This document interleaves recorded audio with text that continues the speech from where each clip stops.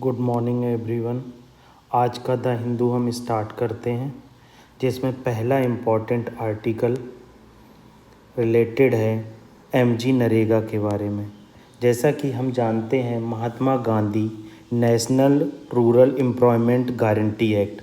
आप यहाँ पर एक चीज़ जान लीजिए, एमजी नरेगा जो स्कीम है, जो ये एक्ट आया था, ये 2005 में आया था और इसका मेन पर्पस रूरल पॉपुलेशन, मैंने रूरल वर्ड यूज़ किया, रूरल पॉपुलेशन को एम्प्लॉयमेंट प्राप्त करना था। ठीक है, यहाँ पर हम देख सकते हैं कि कैसे एमजी नरेगा के थ्रू रूरल पॉपुलेशन को एम्प्लॉयमेंट दिया गया था। इसको लॉन्च किया गया था, जैसा कि मैंने बताया, एक एक्ट के through, MG NREGA act, Mahatma Gandhi national rural employment guarantee act 2005 के तहत। ठीक है, इसमें जो एडल्ट मेंबर आते हैं किसी भी एनी हाउस होल्ड में, ठीक है, वो अपने 100 डेज़ का एम्प्लॉयमेंट प्राप्त कर सकते हैं। अगर उन्हें ये लीगल राइट प्रोवाइड किया गया है, अगर ये लीगल राइट अगर पंचायत के द्वारा 15 दिन के अंदर नहीं दिया जाता है तो उन्हें इसका कंपनसेशन मिलेगा।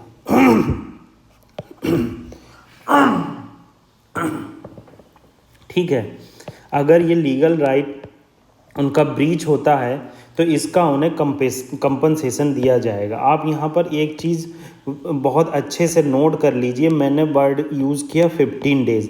अगर 15 डेज़ के अंदर उनको ये जो एम्प्लॉयमेंट गारंटी है, ये इसको अगर पैसा नहीं मिला 100 डेज़ का, तो इन्हें 15 दिन के अंदर उसका कंपनसेशन मिलेगा। ठीक है, यहाँ पर हमने इसकी बात की कि कैसे एमजी नरेगा जो स्कीम है उसमें जो स्टार्ट हुई और कैसे रूरल एरिया में वो इम्प्लीमेंट हुई। स्टार्टिंग इसकी एक्चुअली रूरल एरिया से हुई थी। इसका मेन पर्पस था पुअर सेक्शन को एम्प्लॉयमेंट प्रोवाइड करवाना। जितना ज़्यादा पुअर सेक्शन को एम्प्लॉयमेंट प्रोवाइड होगा, उतना ज़्यादा हमारी कंजम्पशन को बेनिफिट होगा और हमारी इकॉनमी जो है वो ग्रोथ करेगी, क्योंकि जैसे जैसे कंजम्पशन बढ़ेगा वैसे वैसे इंडस्ट्री का प्रोडक्शन बढ़ेगा।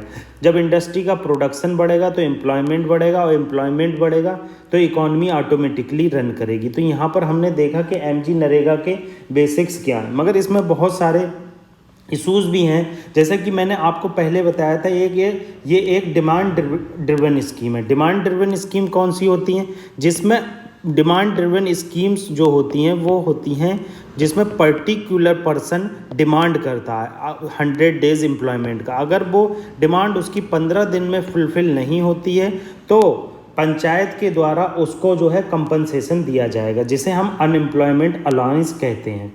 तो ये सबसे बड़ी चीज़, ये डिसेंट्रलाइज प्लानिंग को प्रमोट करती है, क्योंकि पंचायती राज इंस्टीट्यूशन जब 73rd अमेंडमेंट हमारा आया था तो 73rd अमेंडमेंट एक्ट का कहना था कि जितना ज़्यादा फाइनेंशियल डिसेंट्रलाइजेशन होगा उतना ज़्यादा किसी भी इकॉनमी के लिए बेहतर है, क्योंकि बॉटम टू अप अप्रोच के ज़्यादा बेनिफिट होते हैं in comparison to up to bottom approach.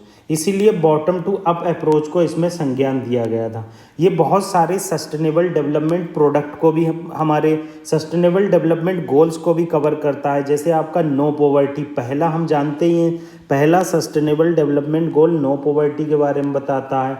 दूसरा ज़ीरो हंगर के बारे में बताता है।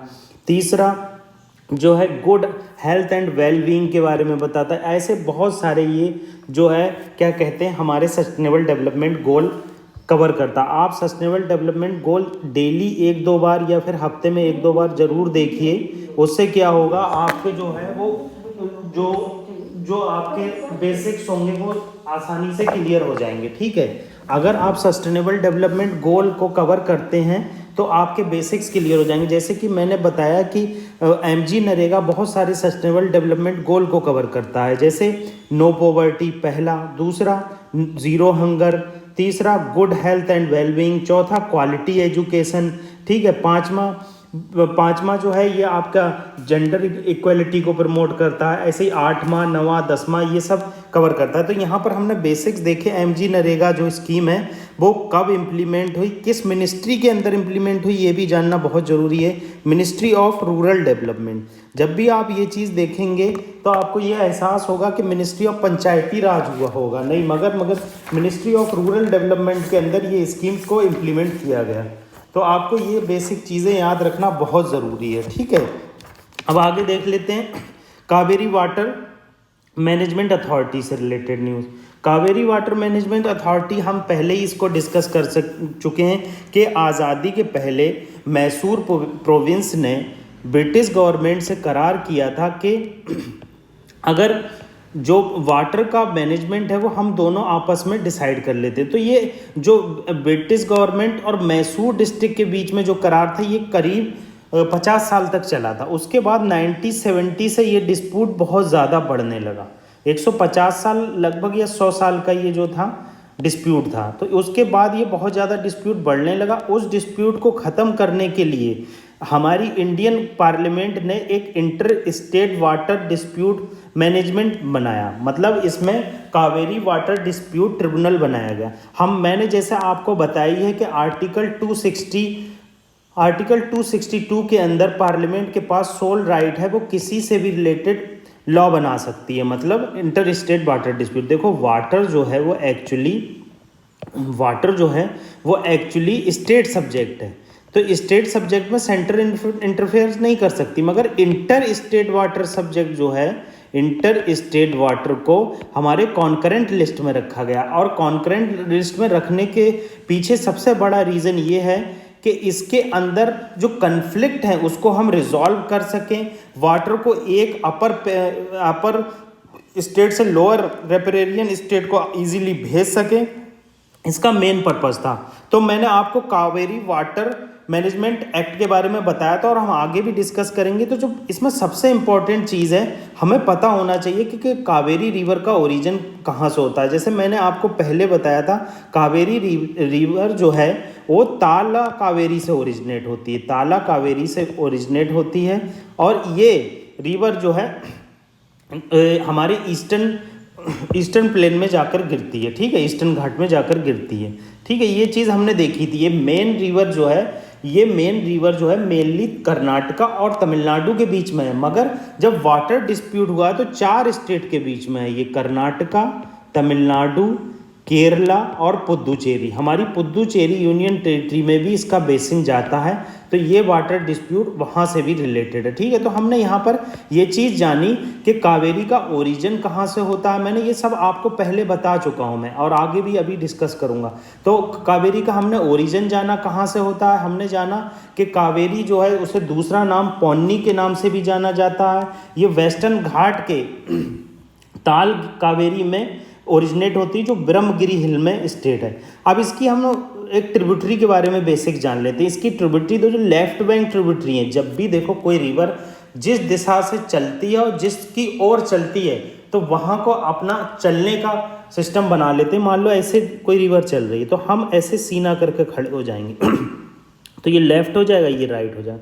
तो लेफ्ट बैंक ट्रिब्यूटरी पूछ रहा है कौन कौन सी है। तो लेफ्ट बैंक ट्रिब्यूटरी जो है अर्कावती है, हेमावती है, सिमसा है और हरंगी है, ठीक है। राइट ट्रिब्यूटरी जो है लक्ष्मण तीर्था है, स्वर्णावती है, नोएल है, भावनी है, काबनी है एंड अमरावती है, ठीक है। मैंने ये आपको बताया है पहले, ये आपको बेसिक चीज़ें हैं, खुद ब खुद आपको याद होती चली जाएंगी और आपको इसमें कोई भी प्रॉब्लम नहीं आएगी, ठीक है। ये चीज़ आपको इम्पॉर्टेंट है कि कैसे आर्टिकल 262 का यूज़ होता है पार्लियामेंट के द्वारा। मैंने वर्ड यहाँ पर यूज़ किया पार्लियामेंट। यहाँ पर पार्लियामेंट वर्ड यूज़ करने से मेरा मतलब है कि मैं आपको बताना चाह रहा हूँ कि पार्लियामेंट रूल बनाती है, ना कि सेंट्रल गवर्नमेंट। पहले पार्लियामेंट लॉ बनाती है, देन सेंट्रल गवर्नमेंट रूल बनाती। तो पार्लियामेंट जो वर्ड यूज़ हुआ है इस पर ध्यान देने की बहुत ज़रूरत है। अगला आर्टिकल जो हमारे द हिंदू पेज पर आया, चंद्रयान 3 के बारे में आया।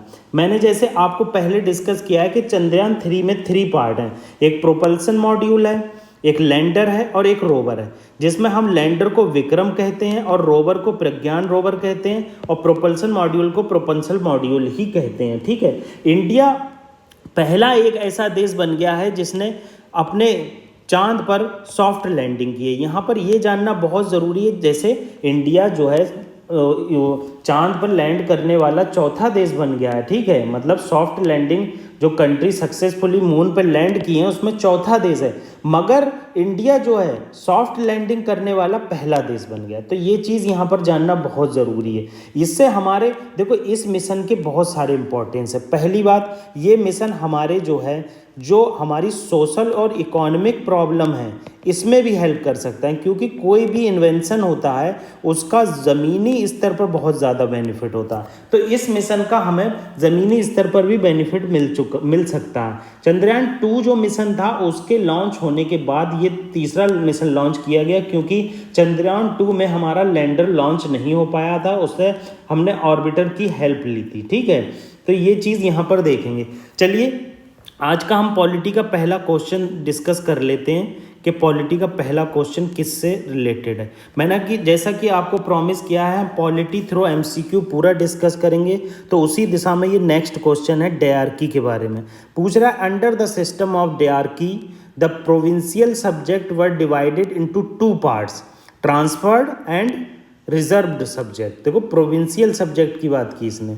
Consider the following reference. पहला इसने ऑप्शन क्या दिया है, reserve subject were to be administered by governor with the aid of ministers responsible to the legislative council. देखो कह रहा है कि रिजर्व सब्जेक्ट जो हैं वो गवर्नर के द्वारा एडमिनिस्टर्ड किए जाते थे, और जो गवर्नर को ऐड दी जाती थी, मतलब इन सब्जेक्ट को एडमिनिस्टर करने के लिए वो मिनिस्टर को दी जाती थी, मिनिस्टर के द्वारा दी जाती थी, और मिनिस्टर जो थे वो लेजिस्लेटिव काउंसिल के लिए रिस्पॉन्सिबल थे। तो आप जानते हैं कि रिजर्व सब्जेक्ट जो है एडमिनिस्टर गवर्नर के द्वारा किए जाते थे, मगर इसमें एड मिनिस्टर के द्वारा नहीं दी जाती थी, और ना ही गवर्नर जो है किसी के लिए रिस्पॉन्सिबल होता था। तो पहला ऑप्शन यहाँ से वैसे ही गलत हो गया, ठीक है। Transfer subject were to be administered by governor, ठीक है, and his executive council without being responsible to legislative council. आप उल्टा कर दिया, अगर आप यहाँ पर रिजर्व सब्जेक्ट लिख दें और यहाँ पर ट्रांसफर सब्जेक्ट लिख दें तो ये आंसर एकदम सही हो जाएगा। देखो रिजर्व सब्जेक्ट जो है एडमिनिस्टर गवर्नर के द्वारा किए जाते थे और उसकी एग्जीक्यूटिव काउंसिल के द्वारा, और रिस्पॉन्सिबल नहीं थी ये एग्जीक्यूटिव और गवर्नर लेजिस्लेटिव काउंसिल के लिए। जबकि ट्रांसफर सब्जेक्ट एडमिनिस्टर्ड गवर्नर के द्वारा किए जाते थे और एड की जाती थी मिनिस्टर्स के द्वारा, मगर जो ये मिनिस्टर थे ये रिस्पॉन्सिबल थे लेजिस्लेटिव काउंसिल के लिए। तो यहाँ पर दोनों ही जो ऑप्शन है वो गलत हो जाते हैं, तो इसलिए हमारा डी आंसर करेक्ट है। देखो सल्यूशन देख लो, कह रहा है कि जो सिस्टम दिया है वो रिवर्स दिया है। गवर्नर किसी काउंसिल के लिए रिस्पॉन्सिबल नहीं था, रिजर्व सब्जेक्ट को वो जो है क्या कहते हैं गवर्न करता था, ट्रांसफर सब्जेक्ट को काउंसिल ऑफ मिनिस्टर की ऐड दी जाती थी, और ये काउंसिल ऑफ मिनिस्टर जो थे रिस्पॉन्सिबल थे लेजिस्लेचर के लिए। इसने बताया है डायरकी का मतलब ड्यूअल सिस्टम ऑफ गवर्नेंस होता है, जो गवर्नमेंट ऑफ इंडिया एक्ट 1919 में इंट्रोड्यूस किया गया था। ये याद करने की ज़रूरत है, आपको ये पता होना चाहिए डायरकी कौन से एक्ट से आया था। तो डायरकी जो है गवर्नमेंट ऑफ इंडिया एक्ट 1919 आया था। फिर इनने वही बात बताई है कि ट्रांसफ़र सब्जेक्ट, देखो यहाँ पर एक चीज़ इसने इंपॉर्टेंट बताई है जो आप नोटिस नहीं कर पाओगे। ट्रांसफ़र सब्जेक्ट और रिजर्व सब्जेक्ट की एक खासियत थी, ट्रांसफ़र सब्जेक्ट में बहुत फालतू से सब्जेक्ट थे, जैसे एग्रीकल्चर, हेल्थ, एजुकेशन, मतलब फालतू नहीं है ये, मगर फाइनेंशियली रिच नहीं थे, मतलब यहाँ पर फाइनेंस नहीं थी। मगर रिजर्व सब्जेक्ट में आप देखेंगे फॉरेन अफेयर, कम्युनिकेशन और फाइनेंस, ये सब रिजर्व सब्जेक्ट के अंदर आते हैं। और रिजर्व सब्जेक्ट में ब्रिटिश इंडिया की डोमिनेंस थी थ्रू गवर्नर और उसकी एग्जीक्यूटिव काउंसिल के द्वारा। जबकि ट्रांसफर सब्जेक्ट जो है मिनिस्टर के द्वारा ऐड किए जाते थे, मगर इसमें फाइनेंशियल कोई सिचुएशन नहीं थी, ठीक है। तो यहाँ पर ये चीज़ हमने देखी पॉलिटी थ्रू एमसीक्यू। तो ये पहला हमने एमसीक्यू आज का डिस्कस किया। ऐसे ही हम पहले भी डिस्कस बहुत सारे एमसीक्यू कर चुके हैं, आगे भी डिस्कस करेंगे। चलिए पहले आर्टिकल की तरफ चलते हैं। चाइना भूटान में बाउंड्री डिस्प्यूट है। चाइना और भूटान के बीच में बाउंड्री डिस्प्यूट बढ़ता जा रहा है। जैसे हमारे इंडिया में लाइन ऑफ एक्चुअल कंट्रोल पर बहुत सारे डिस्प्यूट इमर्ज होकर आ रहे हैं। पेंगसोंग लेक पर डिस्प्यूट है, और काराकोरम पास के पास डिस्प्यूट है, अक्साई चिन में डिस्प्यूट है।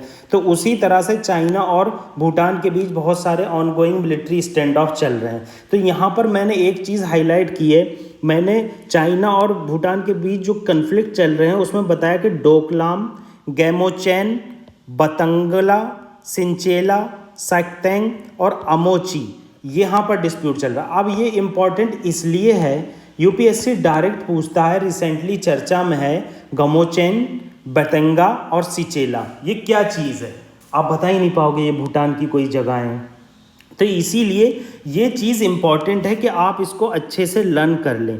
देखो डोकलाम क्राइसिस सबको याद है, डोकलाम पूछेगा ही नहीं यूपीएससी, जब क्वेश्चन पूछेगा गैमोचैन, बतंगा, सिंचेला, सेक्तेंग और अमोची क्या है? क्या ये भूटान की टेरिटरी है या फिर चाइना की टेरिटरी है? तो आप वहीं पर क्राइसिस इमर्ज हो जाएगा, आपसे क्वेश्चन सॉल्व नहीं हो पाएगा, सारा पढ़ा का पढ़ा धरा रह जाएगा। तो इसीलिए कोई भी चीज़ पढ़ें, अच्छे से पढ़ें, तो ये चीज़ यहाँ पर इम्पॉर्टेंट है, ठीक है। अब इनकी लोकेशन हम देख लेते हैं। देखो ये डोकलाम है, ये डोकलाम इंडिया ने इसमें इंटरफेयर किया था। इंडिया के इंटरफेरेंस का रीज़न ये था, सबसे इम्पॉर्टेंट चीज़, इंडिया और भूटान के बीच फ्रेंडशिप ट्रीटी है, और ये फ्रेंडशिप ट्रीटी बहुत सालों से चलती चली आ रही है। तो इसमें एक क्लॉज है कि इंडिया जो है भूटान को सिक्योरिटी प्रोवाइड करेगा। तो ये सिक्योरिटी के लिए इन्होंने किया था। अब देख लो यहाँ पर बहुत पेंगड़ा, द्रैमना, ये सब कुलाखारी, ये सब सेक्तेंग मैंने देखो पढ़ा, सेक्तेंग, ये देखो सेक्तेंग। तो ये चीज़ है, ऐसे इस तरह से मैप को कवर करेंगे, ठीक है। अगला आर्टिकल सोमेटिक जेनेटिक वेरिएंट के बारे में है। सोमेटिक वेरिएंट क्या होता है? देखो क्या होता है, जब किसी डीएनए में अल्ट्रेशन आता है, ये अल्ट्रेशन जो होता है बॉडी के अंदर जो होता है, इसके दो रीज़न होते हैं। पहला तो ये नेचुरली होता है, और दूसरा जो होता है किसी के एक्सपोजर में आ जाए, जैसे रेडिएशन, केमिकल। तो इसमें क्या होता है कि इसमें डीएनए का फंक्शन है वो चेंज हो जाता है। तो इसको सॉल्व करने के लिए ये आर्टिकल आया है कि बताया है कि ये म्यूटेशन हार्मलेस भी होता है और कहीं कहीं कोई भी हार्म नहीं करता है, ठीक है। तो ये चीज़ बताई गई है, इससे डिजीज़ भी डेवलप हो सकती है और कैंसर भी डेवलप हो सकता है। मतलब मैंने यहाँ पर आपको बताया सोमेटिक वेरिएंट क्या होता है। Somatic variant alteration in DNA sequence that occur in cells and individual body after conception.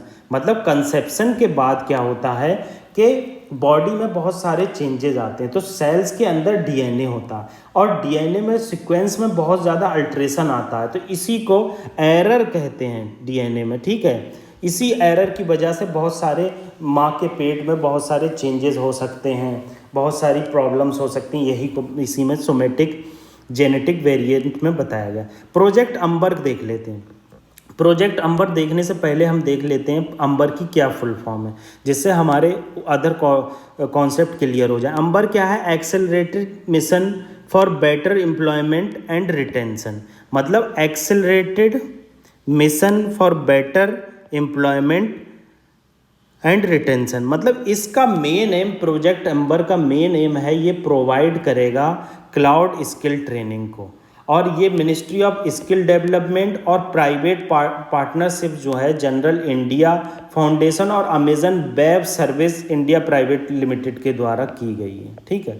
यहाँ पर ये चीज़ इंपॉर्टेंट हो जाती है कि प्रोजेक्ट का ऑब्जेक्टिव क्या है। इसका ऑब्जेक्टिव है जो हम क्लाउड ट्रेनिंग है उसमें ट्रेनिंग प्रोवाइड करेंगे। देखो क्लाउड क्या होता है, कोई भी चीज़ होती है आजकल इंटरनेट पे स्टोर की जाती है, जैसे आई क्लाउड एप्पल का आई क्लाउड और गूगल का गूगल ड्राइव, ये क्या करते हैं, कुछ डेटा प्रोवाइड करते हैं और उस डेटा में हम बहुत सारी सर्विसेज को स्टोर करते हैं। तो इसमें क्लाउड सर्विसेज में बहुत सारे स्किल आते हैं। तो प्रोजेक्ट अंबर जो है जॉइंट इनिशिएटिव है ministry of skill development, generation India foundation और AMBER Amazon web service India private limited, ठीक है। और इसको को फंड किया जाएगा मिनिस्ट्री ऑफ स्किल डेवलपमेंट और प्राइवेट फिलेंथ्रोपी।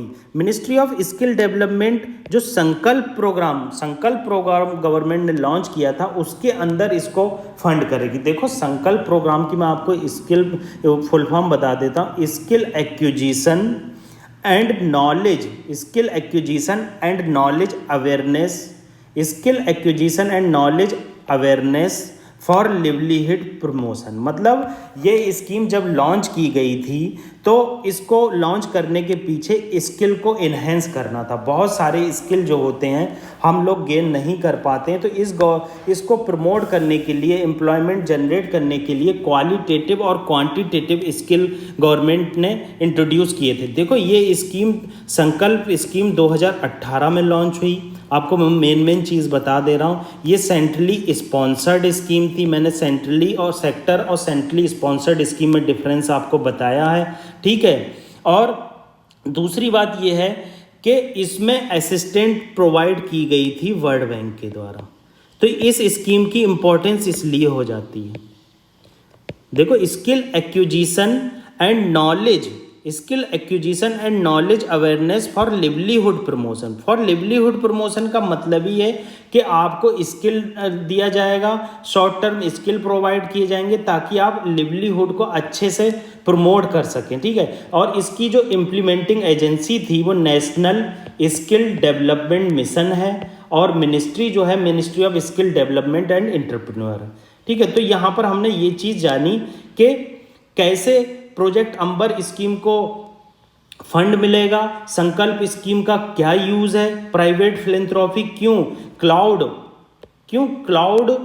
स्किल प्रोवाइड कर रहे हैं, इससे कैसे विमेन को बेनिफिट मिलेगा, क्योंकि 50% जो आप ट्रेनिंग दे रहे हैं उसमें 50% विमेन होना चाहिए। अगला आर्टिकल देख लेते हैं राइट टू रिपेयर के बारे में। राइट टू रिपेयर क्या है? अभी एप्पल ने सरप्राइजिंगली रिवर्स कर दिया राइट टू रिपेयर को। पहले एप्पल ने कहा था कि हम ड्यू टू सिक्योरिटी और डेटा ब्रीच के चक्कर में हम जो है आपको रिपेयर प्रोवाइड करेंगे, कोई भी थर्ड पार्टी को ये रिपेयर प्रोवाइड नहीं कर रहे थे। मगर अब इन्होंने कहा है कि हम right to repair third party को देंगे ताकि वो इसको रिपेयर कर सकें। तो ये सरप्राइज मूव था। इसमें ये इंपॉर्टेंट चीज़ है, ये आया कहाँ से? देखो राइट टू रिपेयर यूएसए का कॉन्सेप्ट था, जो मोटर व्हीकल ओनर्स को राइट टू रिपेयर 2012 में प्रोवाइड करता था, ठीक है। इससे क्या होता था, ये राइट टू रिपेयर ये थर्ड पार्टी को नहीं देते थे। थर्ड पार्टी को ना देने से क्या होता है, कॉस्ट भी बहुत ज़्यादा बढ़ जाती है, क्योंकि जब एप्पल रिपेयर करेगा, ऑलरेडी वर्कलोड इतना है, तो वो ज़्यादा से ज़्यादा बेनिफिट कमाएंगे। देखो प्राइवेट फर्म का, कोई भी प्राइवेट फर्म होती है, उसका मेन एम जो होता है केवल पैसा कमाना होता है। अगर वो पैसा नहीं कमाएगी तो उसको लॉसेस बहुत ज़्यादा होंगे, और उसका मेन एम बेनिफिट ओरिएंटेड होता है। उसको कोई मतलब नहीं होता किसी देश की पॉपुलेशन किस परेशानी के हालात में है।